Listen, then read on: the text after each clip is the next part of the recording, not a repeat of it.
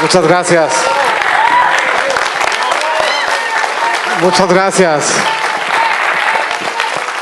Muchas gracias a la Fundación Colosio. Muchas gracias a San Luis Potosí. Muchas gracias, Pepe Murat. Muchas gracias, Adriana Ortiz, por participar, por organizar, por asumir la responsabilidad de este foro. Muchas gracias. Bien por Adriana Ortiz. Muchas gracias a Miguel Limón por haber participado. Miguel Limón, todo el mundo lo conoce en su trayectoria pública, en lo que ha hecho por la educación, por el país, pero tiene muchas otras vertientes. La última vez que yo tuve la fortuna de encontrarme con él fue justamente cuando la Constitución cumplió 100 años. A él le tocó curar esa exposición y narrarnos por qué la Constitución del 17 era relevante. Nos explicó a través de una curaduría inspirada cómo los movimientos, las inquietudes, las expresiones, las divisiones se congregaron en una convención y cómo la convención se tradujo en una constitución que nos dio agenda y cómo cada uno de esos puntos de agenda nos han permitido desarrollarnos como país.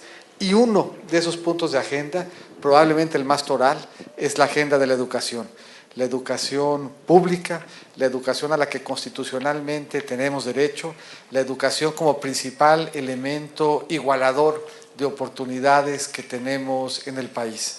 Este espacio de compartir con quienes habrán de asistir a la convención es un espacio especialmente valioso. Es un espacio valioso porque la convención tiene que ser también una convención de ideas, tiene que ser una convención de propuestas, porque eso es lo que estará en juego en la elección del 18. No solamente vamos a escoger una alternativa con base a personas o partidos, vamos a escoger una alternativa con base a sus propuestas. Y lo que queremos es que esas propuestas se conviertan en política pública y que esas propuestas se traduzcan en un proyecto de gobierno. Y queremos asegurar que lleguemos a la convención con las mejores propuestas, porque queremos tener la mejor política pública para encabezar el mejor gobierno. Y esas propuestas tienen que ser capaces de contestar las tres interrogantes que aquí hoy existieron. ¿Qué pueden esperar los maestros de una propuesta que desde aquí se construye? El principal elemento en nuestro proceso educativo es el maestro. Si el maestro tiene todos los elementos pedagógicos, todos los elementos de apoyo para poderse preparar y así poner lo mejor de sí frente a sus alumnos, a México le va a ir bien. Y de eso se trata, eso es lo que está al centro de la reforma educativa. Una reforma que ha construido con los maestros, una reforma en la que tenemos que seguir trabajando para asegurarnos que al maestro no le falte lo necesario. No le falte lo necesario para que pueda transmitirle al alumno conocimiento, emoción y esperanza. Todos nos acordamos de quiénes fueron los maestros que más admiramos, los que nos encaminaron a una vida de participación, los que nos inspiraron a salir adelante.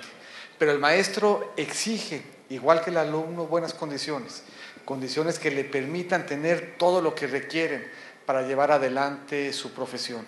Eso es lo que los maestros pueden esperar, porque lo que los alumnos esperan de los maestros es lo mejor de sí. Esperan ejemplo, esperan inspiración, esperan aprendizaje, esperan que los ayuden a aprender. En una de las actividades que empieza prácticamente al nacer y que no termina, que empieza en la escuela pero se desarrolla también en el hogar, que involucra a la familia y a la escuela y que debe de tener armonía entre ambos y que debe tener al centro el aprendizaje del estudiante como insumo fundamental, lo que el maestro ponga de sí para que el alumno aprenda. Tenemos que ser capaces, además, de que la educación sea pertinente, que sea pertinente para que nos genere oportunidades de vida y que sea pertinente en la capacidad, además, que tengamos de investigar. Por aquí estaba Sergio Alcocer, con quien trabajamos en el armado de un programa de ciencia y tecnología que recogiera, por un lado, a la academia, por otro lado, al sector privado y, finalmente, en diálogo a quienes desde la academia podían ayudar a articular esos dos mundos. Una educación pertinente prepara al estudiante para ser exitoso. Una política de ciencia y tecnología pertinente nos ayuda a que la ciencia y la tecnología sean motores de transformación. Por eso hemos puesto mucho empeño en multiplicar los recursos para ciencia y tecnología, los públicos y los privados, porque necesitamos que ambos se hablen, que el esfuerzo público se acompañe de movilización también de recursos privados para que el público, el privado y la academia construyan un círculo virtuoso, un círculo en donde la investigación de ciencia y tecnología se convierta en oportunidad, se convierte en modificaciones de procesos, se convierta en el descubrimiento de nuevos mercados, se convierta en la aplicación de nuevos métodos incluso para aprender. Si logramos generar una sinergia de suerte tal que el recurso público movilice al privado y que juntos hagan equipo para que con la academia hagamos ciencia y tecnología pertinente, México efectivamente va a caminar en el rumbo de ser potencia. Yo también soy producto de la universidad pública. Soy estudiante de la UNAM, vi con emoción cómo los Pumas remontaron al Pachuca 3-2. Apenas el jueves de la semana pasada, soy testigo de lo que la educación pública puede hacer, soy testigo además de lo que con el apoyo público también se puede hacer en términos de aprovechar y de construir oportunidades fuera. Yo fui becario de CONACYT y eso me permitió complementar la educación que tuve en escuelas públicas con la oportunidad que tuve de ser becado para tener acceso a educación de posgrado. Y en México necesitamos que la educación sea algo que tenga un acceso pleno. Y por eso este foro es útil, porque este foro nos permite que identifiquemos maneras de enfrentar algunos retos que nos van a tocar en los siguientes 6 años. En los siguientes 6 años vamos a tener el reto de multiplicar la presencia de las escuelas de tiempo completo. Hemos visto que funciona, tenemos 25,000. ¿Cómo le hacemos para que el proceso educativo sea de tiempo completo, apalancado en esa arquitectura, en esas instituciones? Es un reto bien importante. Maru, que nos hizo un planteamiento, nos lo hizo desde el preescolar. Desde muchas perspectivas, el preescolar para el Estado es un reto que ha sido difícil de superar. Para combatir la pobreza necesitamos como condición fundamental que los niños entre 3 y 15 años estén en la escuela. Y nuestro principal reto es en los niños entre 3 y 5 años. ¿Cómo le hacemos para armonizar la necesidad de la educación temprana con la necesidad de acompañar a la familia que quiere reintegrarse al mundo productivo, ofreciendo una alternativa de educación justamente a esa edad? Tenemos instrumentos, tenemos estancias, tenemos guarderías, tenemos el sistema preescolar al que Maru participa, pero en los diagnósticos que hacemos de educación, ahí es donde tenemos entre los 3 y los 15 años nuestro mayor elemento de falta de cobertura. Entre los 6 y los 15 tenemos otros retos. Prácticamente el acceso y la asistencia a la educación primaria es universal, pero esos primeros 2 años nos han implicado un reto y son 2 años cualitativamente muy distintos. El reto ya del niño que se acerca a la primaria es muy diferente al reto del niño entre 3 y 5 en términos de su estimulación, de lo que ocupa de su maestro, del material que tiene que tener a disposición, de cómo hacemos armónico el acceso con la estancia y la guardería, de cómo damos certeza a la familia de que la estimulación temprana esté ahí. ¿Cómo vinculamos el reto de la preparatoria? En términos de nuevo de diagnóstico, la parte casi universal del acceso a la primaria, con un enorme avance en la secundaria, falta complementarse con igual éxito en la preparatoria. Y ese es un elemento fundamental. En México, el que termina la preparatoria gana el doble del que no lo termina. En México, el que termina la preparatoria vive 4 años más que el que no la termina.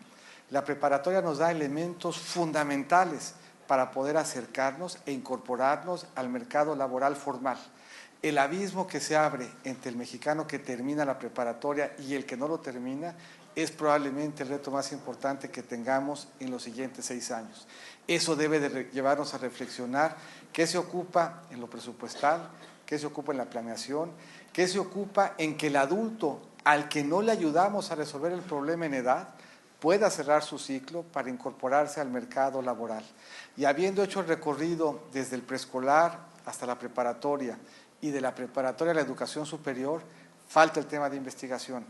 Investigación por sí mismo, como proceso, como espacio de innovación, como ancla para que México sea una sociedad del conocimiento y del talento. Pero también investigación para ver cómo articulamos de mejor manera nuestro sistema educativo.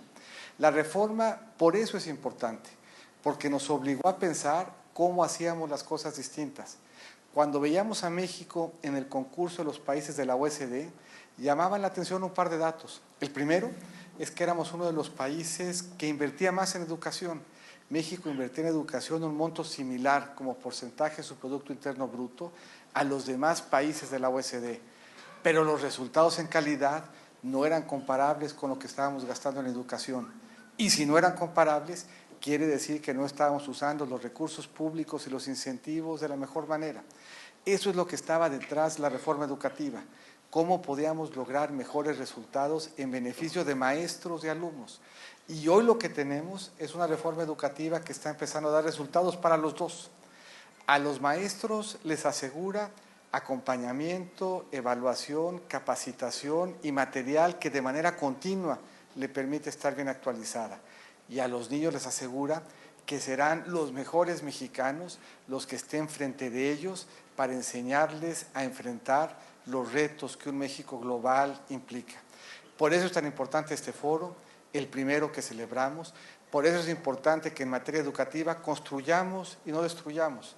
Por eso es importante que en materia educativa entendamos los retos y planteemos propuestas serias para superarlos. Son retos distintos los que va a enfrentar esta generación. Los va a hacer sobre la base de un punto de partida diferente. Pero si en educación somos exitosos, no hay nada que detenga a México en el camino para ser una potencia.